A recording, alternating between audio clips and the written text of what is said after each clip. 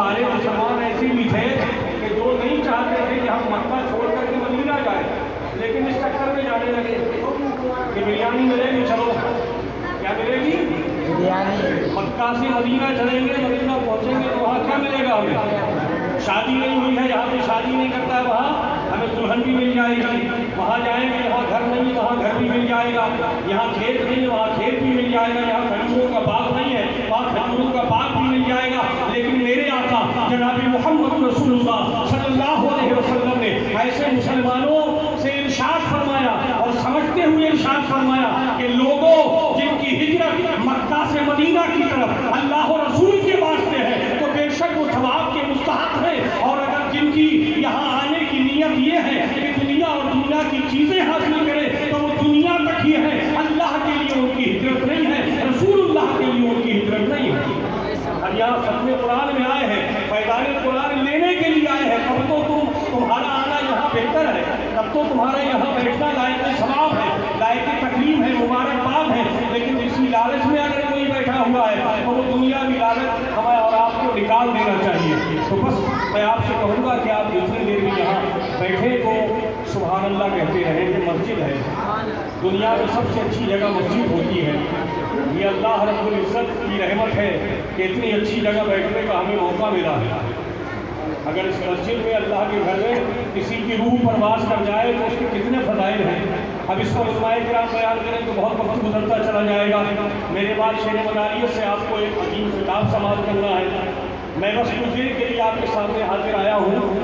تو رحمتوں سے پر مبارک مومنو رمضان ہے، رحمتوں سے پر مبارک مومنو رمضان ہے۔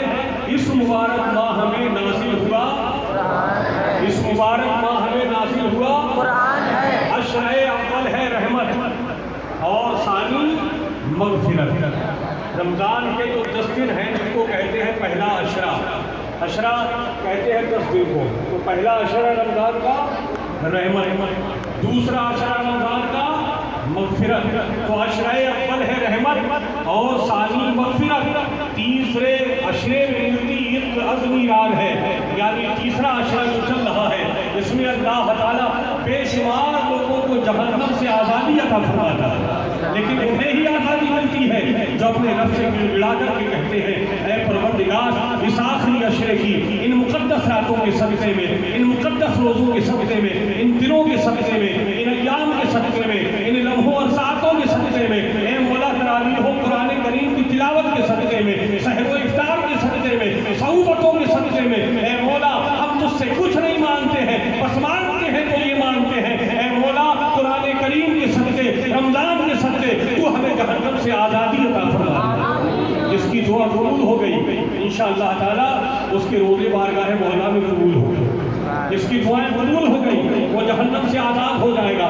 ہم نے رب کی رحمتیں لوٹ لی، مغفرت کی دعائیں کر لی، اب اخیر عشرہ ہے، اس میں زیادہ سے زیادہ دعا کیجیے اللہ ہمیں جہنم سے آزادی عطا فرمائے۔ جو ہم نے کیا ہے مولا اس سب کو قبول فرما لے۔ میرے دوستوں، میرے عزیزوں، آنے والا موقع عید کا موقع ہے۔ عید کے لیے لوگوں نے بڑے کپڑے بنا بنا کر کے رکھے ہوں گے، اب عید سے پہلے الوداع ہے، اس کے بعد عید ہے۔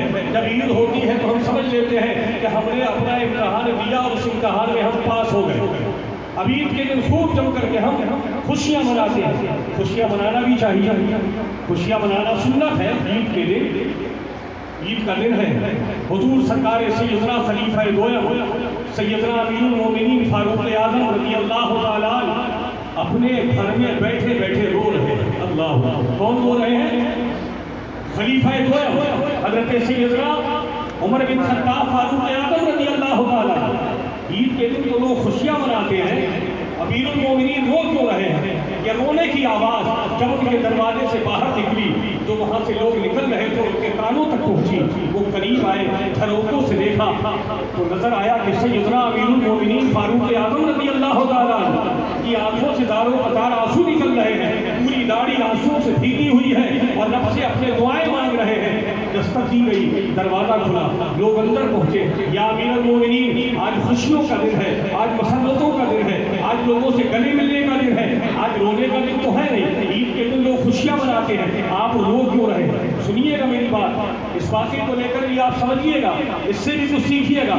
امیر المومنین، آج تو خوشی منانے کا دن ہے، آپ رو رہے ہیں اور رو کر کے حال یہ کیا ہے کہ آپ کی داڑھی بھی آنسو سے تر ہو گئی ہے۔ امیر المومنین نے برجستہ کہا تھا بے شک آج عید کا دن ہے، لیکن عید کا دن ان کے لیے ہے جن کو یہ یقین ہو گیا کہ میرے روزے میرے رب کی بارگاہ میں قبول ہو گئے، لیکن عمر کو یہ یقین نہیں ہے کہ اس کے روزے رب کی بارگاہ میں قبول ہوئے بھی ہیں کہ نہیں ہوئے ہیں۔ اگر میرے روزے قبول نہیں ہوئے تو آج میں رو رو کر کے اپنے رب کی بارگاہ میں یہ عرض کر رہا ہوں، اے میرے مولا تو عمر کے روزوں کو قبول فرما لے۔ سب خوشیاں منا رہے ہیں، لیکن اس خوشی کے موقع پر بھی میں تیرے آگے آنسو بہا کر کے کہتا ہوں مولا میرے روزوں کو قبول فرما لے۔ تو یہ حضرات روزوں کی اہمیت اور روزے کا مقام ہے۔ اس مبارک مہینے میں قرآن کریم ہم اور آپ سنتے ہیں، رمضان شریف میں ایک مرتبہ قرآن کریم کو سننا سنت ہے۔ ماشاءاللہ ہمارے یہاں جتنی بھی مساجد ہیں سب میں قرآن کریم سنایا جاتا ہے، ختم قرآن کا موقع آتا ہے۔ اس موقع پر ہم خوشی اور مسرت کا اظہار کرتے ہیں اپنے حافظ صاحب کا، جنہوں نے سنا ہے ان کا، ائمہ کرام کا، مسجد سے متعلق جو بھی حضرات ذمہ داریاں نبھاتے ہیں ان سب کا خیر مقدم بھی کرتے ہیں، ان کو نذرانے تحفے اور تحائف بھی پیش کرتے ہیں، اور یہ ہمیں دل کھول کر کے کرنا چاہیے۔ نہ جانے زندگی کب تک کی ہے ہماری، کب ہماری موت آ جائے، جتنا بھی ہو سکے زیادہ سے زیادہ ہمیں نیک اور اچھے کام کر لینا چاہیے۔ نماز پڑھنا ہمارے اوپر کیا ہے؟ فرض ہے۔ روزہ رکھنا فرض ہے۔ صاحب نصاب کو زکوٰۃ دینا فرض ہے۔ جو نماز نہیں پڑھے گا وہ کہاں جائے گا بتاؤ؟ جنت میں جائے گا کہ جہنم میں جائے گا؟ جو روزہ نہیں رکھے گا وہ کہاں جائے گا؟ اور جو زکوٰۃ نہیں دے گا وہ کہاں جائے گا بتاؤ؟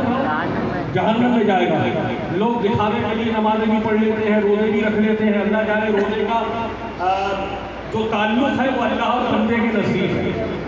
اب آپ نے مجھ سے پوچھا روزہ ہے، میں نے کہہ دیا روزہ ہے۔ اب آپ مجھ سے کیا مانگ سکتے ہیں؟ کوئی سند مانگ سکتے ہیں؟ کوئی سند نہیں مانگنے کی اجازت ہے نا، لیکن اللہ جانتا ہے روزہ ہے کہ نہیں ہے۔ یہ زکوٰۃ ہم اور آپ پر کیا ہے؟ فرض ہے۔ ہم کتنے لوگ ہیں جو اپنی کما حقہ زکوٰۃ ادا کرتے ہیں؟ کتنے لوگ ہیں بتاؤ؟ بہت سارے لوگ تو ایسے بھی ہیں کہ جو حساب جوڑتے جوڑتے یہاں تک بیچارے پریشان ہو جاتے ہیں کہ یہ تو بڑھتا جا رہا ہے حساب، 1 لاکھ پر پہنچ گیا۔ اب 1 لاکھ کی میں نے زکوٰۃ دے دی تو میرا شاید جو روپیہ ہے وہ میرا کم ہو جائے گا۔ اگر کسی کے پاس 1 کروڑ ہے تو 2.5 لاکھ کی زکوٰۃ بن گئی اس کی، تو اس نے کہا 2.5 لاکھ روپے میرے شاید کم ہو جائیں گے، 97.5 لاکھ رہ جائیں گے۔ ایسا نہیں ہے۔ یہ سب باتیں اپنے من سے نکالو ایک مرتبہ، اگر پہلے نہ نکالی ہو تو اب نکالو، ابھی زندگی ہے آپ کی، ورنہ یہی جو آپ کا مال جو زکوٰۃ سے آپ نے بچایا ہے یہ کل بہت عجیب سا اسلحہ بن کر تمہارے گلے میں میدان محشر میں لٹکا ہوگا۔ پوچھنے کی ضرورت نہیں ہوگی، ہر آدمی دور سے پہچان کر کے کہے گا یہ تو وہ آدمی دکھائی دیتا ہے جو زکوٰۃ نہیں دیتا تھا۔ یہ اسلحہ جو اسے دس رہا ہے یہ وہ آدمی ہے کہ جو دنیا میں اپنا مال بچاتا تھا، زکوٰۃ نہیں دیتا تھا۔ تو میرے عزیزوں، میرے دوستوں، اپنے مال کی 2.5% زکوٰۃ کسی بھی حال میں آپ ایک مرتبہ تو ادا کر کے دیکھو، خدا کی قسم اللہ تعالیٰ اگلے سال اگر اس سال تم نے 10,000 کی زکوٰۃ تمہاری نکلی ہے تو انشاءاللہ اگلے سال اللہ تعالیٰ تمہیں اس لائق کر دے گا کہ تمہاری زکوٰۃ کم سے کم 11,000 روپے کی تو نکل ہی جائے گی۔ بتاؤ تمہارا گھاٹا کیا ہوگا؟ تمہارا تو بڑھ گیا کہ نہیں بڑھ گیا؟ ہم نے تو یہی سنا ہے جو حضرات زکوٰۃ نکالتے چلے آئے ہیں، اور ہمارا تو اللہ کا شکر ہے کیا ہے، ایک تجربہ ہے۔ کیا ہے؟ تجربہ ہے، بچپن سے تجربہ ہے۔ شیر مداری میں بیٹھے ان کا بھی تجربہ ہے، مفتی کاشف صاحب ہیں ابھی تجربہ نیا ہے، ان کا بھی تجربہ ہو جائے گا اور ہو رہا ہوگا۔ تو بہت سارے حضرات بیچارے لیے گھومتے ہیں، کیا دیکھا رسید، انہوں نے کہا یار اب ایک طرف کسک لو، یہ تو لال رسید پیلی رسید چلی آئی ہے، مولانا آ گئے ہیں بھائی۔ اب پہنچے، ہاں بھائی، ارے حضرت آپ نے بہت دیر کر دی۔ وہ جتنے بھی باہر کے لوگ آئے تھے میں نے سب کو دے دیا، وہ یہاں والے کا نام ہی نہیں بتاتا کہ پوچھ لیں کہ سید العلوم والوں کو دی ہے کہ نہیں دی ہے، کسی دوسرے مدرسے والے کو دی ہے کہ نہیں دی ہے، مولانا پوچھ لیں تو بڑی دقت ہو جائے گی۔ اللہ اکبر، اب تو یہاں تک بھی کہنا پڑتا ہے کہ میرے بھائیوں کیا مدرسوں سے تمہیں فاتحہ کے لیے بچے نہیں بلانے ہیں؟ کہتا ہاں بلائیں، اچھا بھیا تو لے گا۔ ایک صاحب کے پاس پہنچے، بولے صاحب اب میرے پاس کچھ ہے ہی نہیں۔ ہم نے کہا یار ہم تو تمہارے یہاں آئے ہیں फातिहा हुई, वालिद साहब की तुमने हमें बुलाया था, बोले नहीं मोहम्मद साहब फिर भी हम पहुँचे फातिहा पढ़ने के लिए, तो क्या तो हमारी फातिहा को उजरत दे सकते हो? अगर हम ये कहें कि तुम्हारे अब्बा की फातिहा पढ़ने तब जाएंगे हम जब आप हमें 100 रुपये दोगे, 200 रुपये दोगे, तो आप दोगे हमको? नहीं दोगे ना।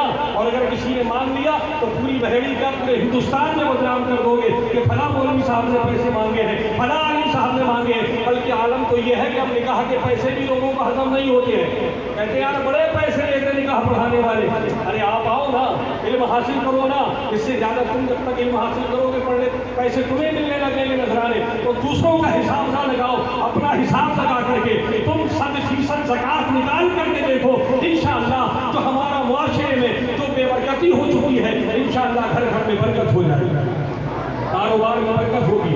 अल्लाह ताला किसी सूरत भी हमें कमतर नहीं होने देगा, जितना भी होगा हमारे माल में इजाफा होता चला जाएगा। कुरान करीम की बेशुमार रहमतें, बेशुमार बरकतें, कुरान करीम हमारे लिए शिफा, कुरान करीम हमारे लिए रहमत है। और जितने यहाँ आए हैं अल्लाह ताला कुरान करीम के सदक़े में, सबको कुरान करीम के सदक़े में सबको शिफा अता फरमाए, अल्लाह ताला सबके कारोबार में तरक्की अता फरमाए। एक हाफिज़ का मकाम क्या होता है? आलिम का मकाम तो बहुत आला है। मैं आपको एक हाफिज़ का मकाम बताऊँ कि हाफिज़ का मकाम क्या होता है। लेकिन हम और आप जब उलमा की ही कदर नहीं करते तो हुफ़ाज़ की कदर क्या करेंगे? उलमा की कदर करना सीखिए। प्यारे आका अलैहिस्सलाम इरशाद फरमाते हैं कि जिसने किसी आलिम की ज़ियारत कर ली, जिसने किसी आलिम को देख लिया, गोया कि उसने मुझे देख लिया। सुभान अल्लाह। क्या है आलिम का मकाम? सरकार फरमाते जिसने किसी आलिम को देखा उसने मुझे देखा। अब आप इससे समझ सकते हो कि आलिम की हैसियत क्या है। एक हाफिज़ कुरान, एक आलिम दीन, इनका मकाम क्या होगा? कल मैदान महशर में अफरा तफरी का आलम होगा। जनाब शफीक अहमद साहब गुड्डू तशरीफ़ फरमा है, अल्लाह ताला इनकी उम्र में बरकत फरमाए। दोपहर में मुलाकात हुई, बातचीत होती रही तो कहने लगे मौलाना साहब वहाँ बड़ी अफरा तफरी मची हुई होगी। हमने कहा बेशक वहाँ बड़ी अफरा तफरी होगी, यहाँ तो अफरा तफरी कुछ नहीं है। वहाँ की जब अफरा तफरी मचेगी तो कोई किसी को इस शख्स इस तौर पर नहीं पहचानेगा कि कहीं कोई मुझसे कुछ तलब ना करे, कहीं कोई मुझसे मदद ना मांगे, और मांगी भी जाएगी तो वो